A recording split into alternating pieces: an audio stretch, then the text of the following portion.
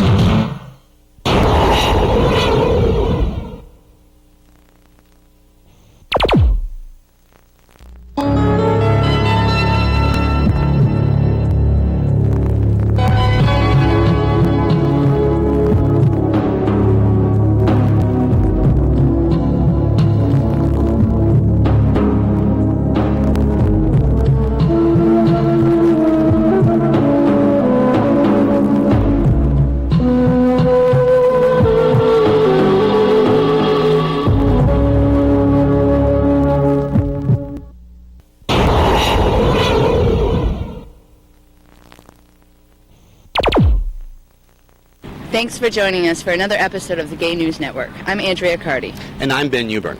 We're coming to you from the U.S. Capitol Mall outside the Smithsonian Institution in Washington, D.C., the home of the Gay News Network, where GNN is beginning its 10th year of covering news of the gay and lesbian communities. Over the last decade, GNN's work has been saluted by several organizations, including GLAAD and the Alliance for Community Media. Many of our news segments have received outstanding praise and won awards in categories as diverse as gay and lesbian programming, news, and documentary programming. During the past 10 years, many news stories have been submitted for airing on GNN by independent producers or other gay and lesbian shows. But due to technical problems, missed deadlines, or simply running too long, they never aired. Now we've gone through these submissions to bring you the best of these videos stored in the GNN Video Vault. And today, we'll bring you the best of the unseen material from our first 10 years. Our first story was filed in 2000 by Out TV Atlanta reporter Joey Wills, who goes one-on-one with young Out author Christopher Rice, the son of noted author Anne Rice. Chris talks about his first novel, Identity of Souls, which was described by the New York Times as bold and ambitious. Hi, I'm Joey Wills, and I'm here with Chris Rice, author of Identity of Souls. Now, of course, Chris is the son of award-winning author Anne Rice, but this is a book from his own soul, really. And I'd like to know, Chris, first of all, thanks for stopping with us today and giving us some time. Thanks for having me. I'd like to know how much of this book is really a reflection of your life and growing up. Well, definitely the central character, Steve, and I gave him my pain and sense of isolation in high school as a closeted gay teenager, but the book itself is not a memoir or a biography. It's really the book that I, as a gay 15-year-old, would have wanted to read that I could never find. Well, it's so nice to have out now. As I was reading through it, I had so many memories of going to high school myself and dealing with being closeted and my sexuality and that all those feelings. So it's really a wonderful book that you have out, and I think it's going to do a lot for the gay youth of America, really. Now, what was it like? Was it challenging for you to write a book knowing that your mother was a famous author? Did you come across any obstacles? Or? Well, I'll tell you, being the son of a famous author helps you immensely in the beginning and then hurts you towards the end. It definitely helped get the manuscript read in New York, and it helped me get an agent right off the bat. I'm not willing to say that it got me an editor up front, and I don't think it's responsible for the interest in the book, the continued interest in the book. I think that if it had just been a matter of me having a famous last name, that the book would have stopped selling after a week. But the critics can be really tough. And there are a lot of comparisons being drawn, which I don't really get because the book is not supernatural in any sense, and characters are very mortal. But I think the setting, too, the fact that it's in New Orleans is tempting people to compare it to my mother's work. But really, I think when it comes down to it, it's the same, maybe the same landscape that my mother captures, but it's a different window onto that. Yeah. Did you have a hard time coming out to your parents? Yeah, I did. I had a harder time coming out to myself. I didn't want to be gay. I was the number one person who didn't want to be gay, and so I was willing to sort of tell myself I was bisexual for as long as I wanted to, and I truly wasn't. I believe that there are bisexuals in the world, but I'm not one of them. Right. So I delayed it as long as I could until I was in a relationship, and I felt at that point in time my being out was not solely a personal matter, but also had something to do with someone else's feelings were now involved. Right. So, well, thanks for sharing that with us. There's some parts of the book that are rather explicit as far as the relationships of the young boys. Quite exciting to read, I have to add. What was it like for your mother reading that when she was reading the manuscript for it? Did it make you nervous to have her read your thoughts and your feelings about that? No, absolutely not. Not my mother. It makes me nervous now that they're, all over stores. Yeah, this is a really, even though this book is not a biography, it's a deeply personal book, and my convictions are in it, and my feelings are in it. So, as opposed to, say, if I had written a sort of coldly constructed murder mystery, with sort of formulaic characters, I wouldn't feel as vulnerable having that on the shelves as I do having this book on the shelves, because it means so much to me deeply. So, I was reading a little bit that you had pieced together some screenplays to really solidify the novel. Yeah. Is that really where it came from, or was it? Well, I started with these 4 young children in New Orleans, and I thought it was just going to be a short story. And then I was sort of forcing myself to lengthen it, and I didn't think I was going to have the energy to. And so as I continued to go, what happened is that just naturally ideas that I had sectioned off to different screenplays fell into this book and ended up working. Yeah. So it was kind of a magical process. It was neat. Well, great. Well, thanks for being here. This is an excellent book, A Density of Souls, Christopher Rice, and he's really coming to his own as an author, and we look forward to what he's going to have for us in the future. A Density of Souls, Chris's first novel, was a New York Times bestseller. His second novel, Snow Garden, has already been published and has been described by Out Magazine as a dark, moody thriller. Our next segment was also filmed in 2000 and was submitted to GNN by Denver, Colorado's The Lambda Report. Producer Jody Dunn brings into focus the rising problem of same-sex domestic abuse and shares the story of one victim who dares to break his silence. Take a listen to what domestic violence can sound like. No, we were wrestling, all right? Listen, I'm fine, he's fine, nobody's... Screaming, constant fighting. But what happens when it turns into hitting or worse? According to studies, that's what 1 in 4 experience today. It is so prevalent in the gay and lesbian community, yet you hear so very little about it. And I was one of those people. When this happened to me, I thought I was alone. Chris Fannin knows about domestic violence all too well. He's at Denver County Court seeking a conviction against his ex-lover Mark Gaiman, which pleaded guilty to third-degree assault this month. Chris says he's a victim of abuse by Mark and is making his way to the top of an uphill climb to recovery. Well, there were actually 3 separate incidents of physical abuse, each progressively worse. Each started verbally, of course, with an argument. Domestic violence can be more than just physical abuse. Equality Colorado Anti-Violence Program Representative Denise De Pearson explains. Issues like, do you fight in public, and particularly does your partner humiliate you in public? Do they use derogatory terms? Do they respect your decisions around work, around friends, around family? It can manifest in so many ways. Psychotherapist Deb Ann Thompson thinks the issue is just still too much in the closet. She claims a publishing company refused to publish a same-sex domestic violence dissertation she wrote in 1990. In the gay community or GLBT community, a problem we have is being silent with it. Look at the 80s, what we were dealing with all the, with AIDS, and of course, the big things as far as, oh my God, well, we've got medical issues, we have drug and alcohol issues. By gosh, we're not going to talk about this and have this as an issue too. Victims often fear involving police will make matters worse. I do recall him saying, if you call the police, we will both be arrested. And I remember that going through my mind. For now, Denise is helping to educate the law enforcement community to better recognize same-sex cases by holding seminars and classes on same-sex domestic violence. Equality Colorado has also produced a domestic violence video for use by law enforcement. One of the things about domestic violence is that it's cyclical, it continues, and it tends to escalate.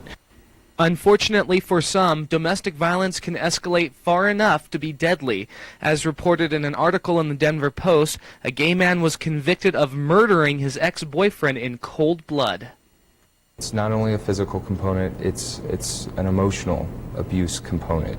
And I think you have to have both of those in there. I don't think everyone has the capability of actually doing it. I do, however, think that everyone could be a victim. Reports show that same-sex domestic abuse affects as many as 1 out of 4 relationships in the gay, lesbian, bisexual, and transgendered communities. If you or someone you know has been involved in a domestic violence situation, we urge you to break the silence and get the help that's needed. In 1998, GNN producers Bill Line and Bill Corey attended the annual Washington, D.C. GLAAD Awards and interviewed the Lady Chablis, best known for her role in the film Midnight in the Garden of Good and Evil. Unfortunately, the story never aired because it was cut to make time for another segment. Tell me, how important is it for you to be here and to represent and be a part of what GLAAD represents? Well, of course, you know what GLAAD represents. And for me to be a part of it, it's sort of like in the South, you know, minority is the thing in the South. So it's sort of like a minority being brought into it, and there is one person that you can recognize to represent people like myself. It's also an opportunity to get to meet a lot of people who are behind the scenes, who have so many important things that they do. So people like myself, for people like all of the representatives here. So it makes me feel very good that I can be a part of this. I'm very proud, and also I'm here to represent the South. Exactly. You're familiar with GLAAD. 10 years ago, this type of an event wouldn't have happened. Let's just be honest with one another. That's true. That's very true. They've made great strides. It wouldn't be happening today if it was not for GLAAD. Mm-hmm. If it was not for GLAAD, and you know, GLAAD does this in 3 cities, in New York, in LA, and here. So GLAAD has done a lot. They have struggled, but now they've gotten to a point to where they can kind of smoothly go and just worry about if everything's going to go smoothly at an event. But they have so many supporters, and I'm glad that I'm one of them. So, a lot of progress over the last 10 years. What do you think the next 10 years might hold? Or what would you like to see the next 10 years? In the next 10 years, I'm hoping, there are 2 things that I'm hoping for, and that is that people with children will become parents, and also that people in this world will stop putting labels on people. And those are the 2 things that I'm hoping for in 10 years. Do you see yourself in another movie? I see myself in another movie. I see myself in commercials. I see myself in my bed in a few minutes. I see myself back in the South. I see myself doing anything that comes my way, because opportunities come every day, and if you look at an opportunity, take it, then you get to meet people, you get to experience life, and then you know what life is about, and then you won't have all those negative thoughts. But how important is it to you to have played the role that you did? How important is it to you to have made this statement that you made in that movie, so that all of America, white, black, I never thought of it. I never really thought of it that way until after the movie was done. The most important thing to me was the fact that the director, Clint Eastwood, Dirty Harry, Big Butch Clint Eastwood, wanted me to be in that. So that also let me know then how open-minded and liberal the world really is, and then for him to give me the freedom that he did. The only thing I ever worried about is what my friends were going to say. So, and what you saw in that movie was not an act. That's really me. That's me every day. I believe that. Thank you very much. Okay. Can I ask one last favor? Could you look into the camera? If you want to hold, I'll hold the mic. And would you say, I'm Lady Chablis, but when I'm in Washington, D.C., I watch GNN? GNN? DC, since it's national. GNN? GNN. Okay. GNN. For Gay News Network. Okay, give me one. Gay News Network. Yeah, there you go. Click. All that. I want all that. Hi, I'm Lady Chablis, and when I'm in Washington, I watch the Gay News Network, and you stay tuned always.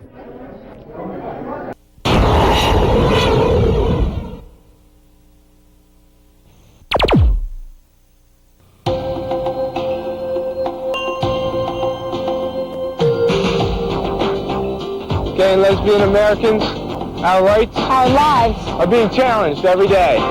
As Americans, we can do something about it. Vote.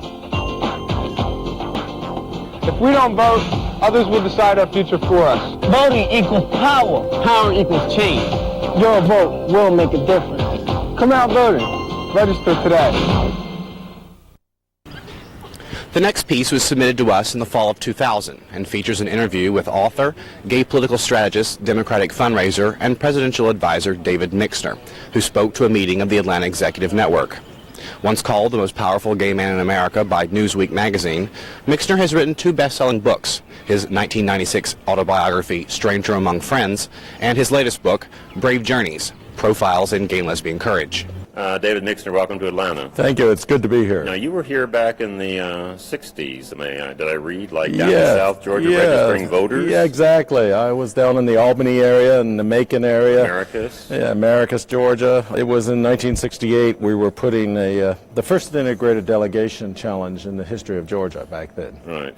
In your original book, Stranger Among Friends, you trace a lot of that history. But you had, if I may, Kit, who died in an automobile accident, and then there was Frank, who mysteriously disappeared in Washington after, you said, a passionate relationship. And then sadly there was Peter, who died of AIDS. Do you think in the gay world that those sort of passionate relationships are sort of what we're all about, or are there really lasting ones? And do you have that faith that there are? Well, first of all, I don't see anything wrong with passionate relationships or short-term relationships if it's enriching and nourishing and exciting for the individuals involved and healthy for both parties. I try not to put parameters around anyone else's relationship if they're happy. But I think one of the things that we've explored, and maybe one of the gifts we bring society, is that because we have not allowed to be officially sanctioned our relationships in a number of ways, that we've had to explore alternatives.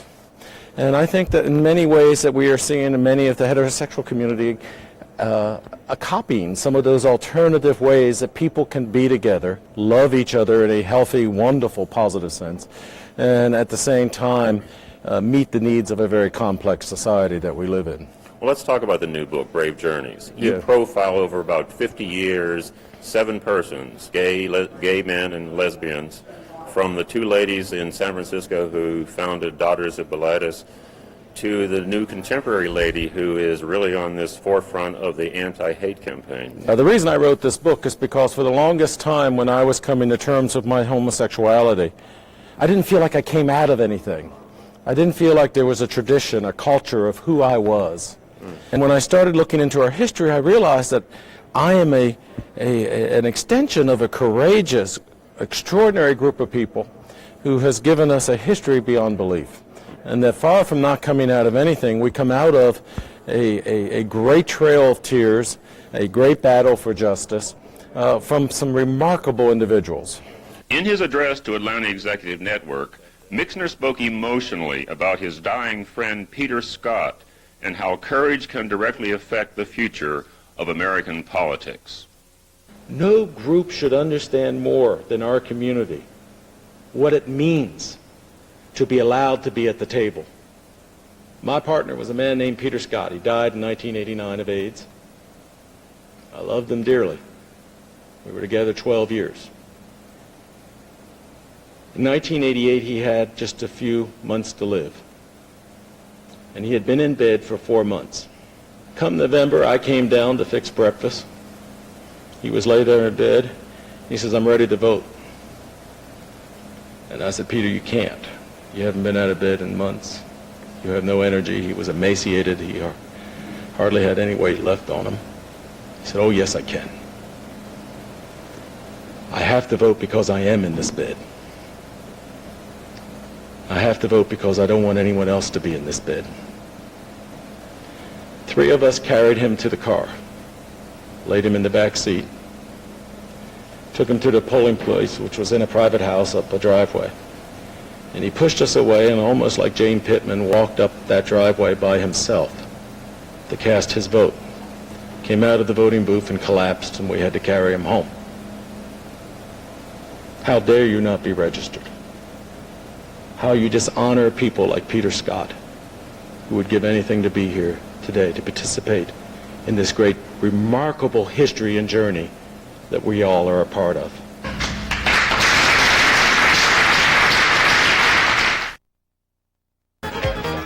Filmed in the early 1990s, our next story centers on the annual Rocky Mountain Regional Rodeo, with nearly 200 contestants participating in 13 events, including goat and steer decorating and pole bending.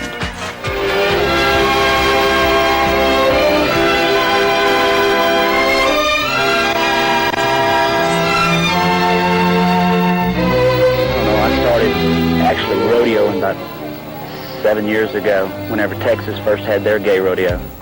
And it's fun. You meet a lot of people on the road, and it's a lot of great fellowship. We're one big family out here.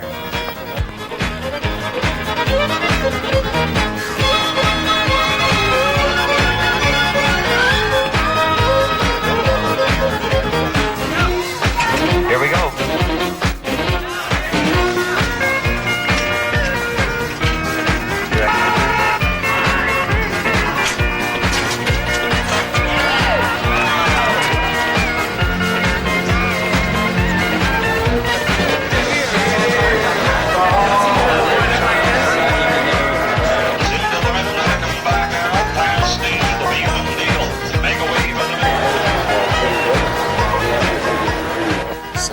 Put together the first Rocky Mountain Regional Rodeo in 1982, and it's been running every year since then.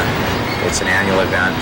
It used to happen at the 1st of June. It's 13 events, which, as opposed to a regular professional rodeo, has 7. We've added the camp events that I just described, and we also, instead of doing bulldogging, where you jump off your horse and dog the steer, we do shoot dogging, where they come out of the chutes. We're after a safety factor and a training factor, and most of the people that participate in gay rodeo have never been in a rodeo or in an arena, or a lot of them never close to an animal other than maybe a dog or a cat. Michael and Doug.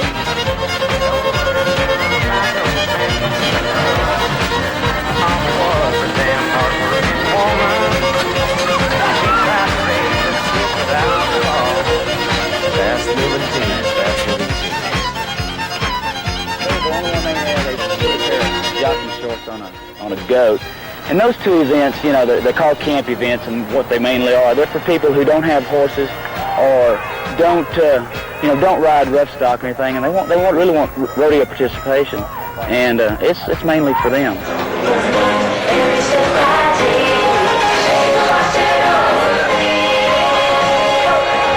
We also have some drag queens that like to compete in rodeo. Denver's royalty is, the Miss is Brooke Trout. The Ms. is Sue Wells, and the Mr. is Michael Frigé.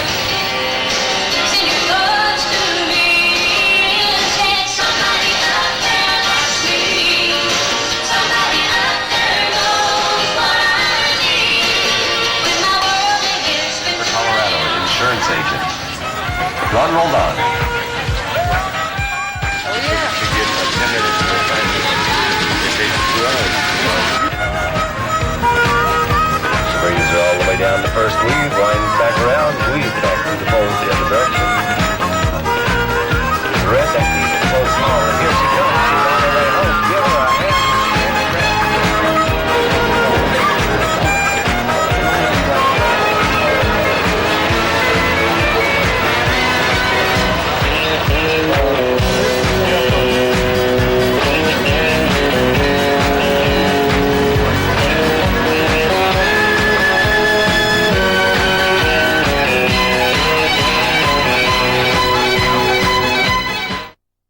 Kind of makes you want to dress up in leather boots and a cowboy hat, doesn't it, Ben? No. But this next segment sure has me singing a different tune. It's a music video clip from the film Die Mommy Die, produced by the Sundance Film Channel. This video is our final segment on today's show. I hope you enjoyed this rare opportunity to see some very special, never-before-seen segments. For more information on GNN, visit our homepage, www.gaynewsnetwork.org, or you can write us by email at gnntv@aol.com.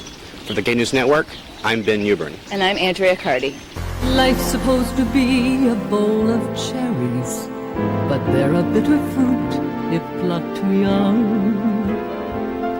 Just ask the callous Toms and Dicks and Harrys who cut them from the branches where they hung. Remember the bough that held the two of us, so full of further dreams we would fulfill. Remember the touch of a vanished hand and the sound of a voice that is still.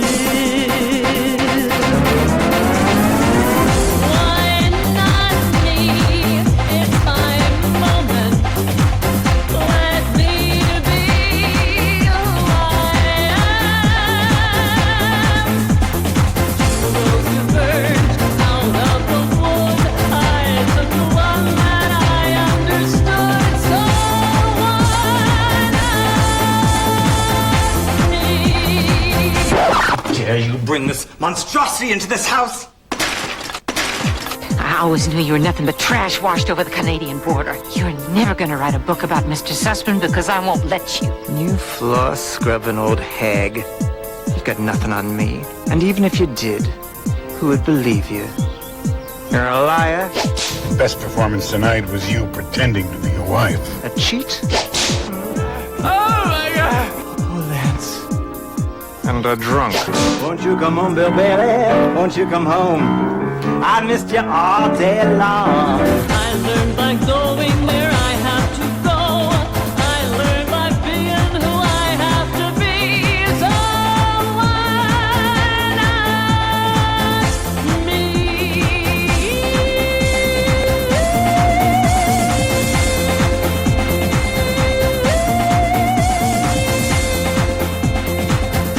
You shouldn't do this alone.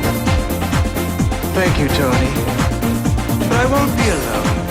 Not really. Because for the first time, I have me. For me, for me, for me! And that's a wonderful feeling. I hate these walls. I hate that sofa. The only part of the stump that doesn't make me puke is that door. Because that's the way I'm getting out.